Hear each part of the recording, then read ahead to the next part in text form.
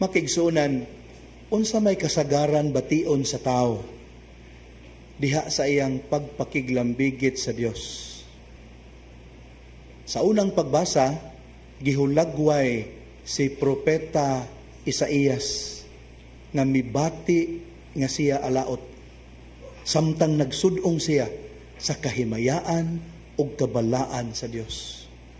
Tungod niini napuno siya sa kahadlok. Fear and trembling seized him.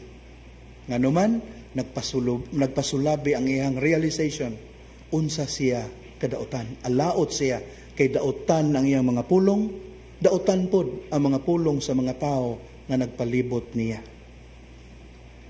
Sa ikaduhang pagbasa, gihulagway si San Pablo nga mibati nga dili siya angayan sa dungog sa pagkaapostol.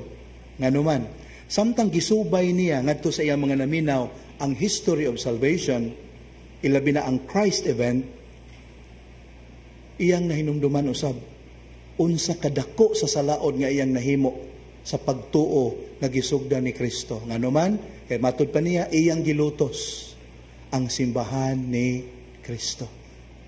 Ug tungod ni ana, nakaingon gud siya, dili ako angayan nga tawgon nga apostol tungod niini. Sa ebanghelyo usab makaigsuonan, gihulagway si Pedro nga nakaamgo unsa siya kadautan. Human niya masaksihi ang katingalahan nga gibuhat sa Ginoo. Tiaw mo na, tibok gabi wa sa laykuha. Unya, adlawang dako hinoon. Ang gatambag nila di pagyud mangingisda, kung dili panday, daghan na hinong kaay silag nakuha nga isda. Tungod ni ini, miluhod siya. Fear and trembling seize him. Miluhod siya, mingon, Lord, depart from me. I am a sinful man. Nakita niya ang iyang pagka makasasala. Nahadlok siya. Natungod ini si Kristo mingon, ayaw kahadlok Simon. Kay sukad karon, managat ka na og tao. Hinumdum lang ko magigsunan o sa kasugilanon. Mingaw to nga gabi nya hilit-hilit nga lugar sa dihang gipara ang usa ka taxi sa usa ka pasahero.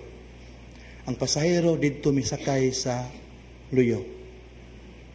10 minutes nga nagdagan hilom kay what's lighting ganay. Unya takulahaw lang ang pasahero nakahuna-huna o pangutana. Mangutana siya sa driver. So ang gibuhat niya, he lean forward, iyang gikuhit ang driver. Sus makaigsuonan, pag humanyag kuhit sa driver, misyagit ang driver, miswerve ang ilang taxi, milihay og sa kaposte og didto may mihunong sa sidewalk. Porting kurata pod sa pasahero.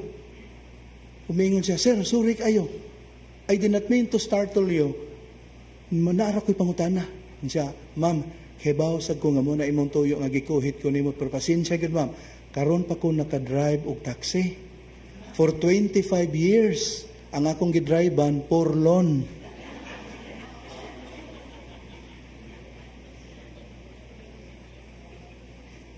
Pero ang kahadlok na gibati ni Propeta Isaías, Apostol Pablo, o ni Apostol Pedro, dili kahadlok nga makapapanik.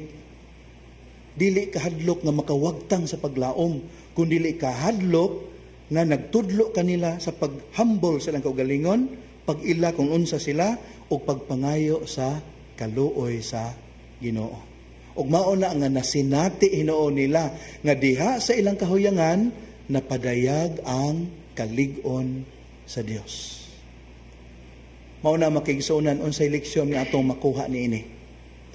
In our dealings with God, sa atong pakigrelasyon sa Ginoo, atong hinumduman gyud niya, di gyud ta manghambog niya. Wa gyud tay ikapanghambog niya. Wa tay gibilin sa Ginoo nga ato siyang paninglan.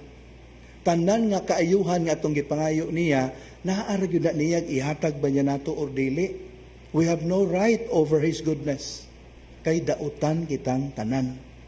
Kana gyud wa tay ikapanghambog. Kung naa magate ikapanghambog usara, matud pa sa kasulatan, manghambog ta sa mga maayong butang nagihimo sa Dios dinhi kanato bisag dili pa kita angayan.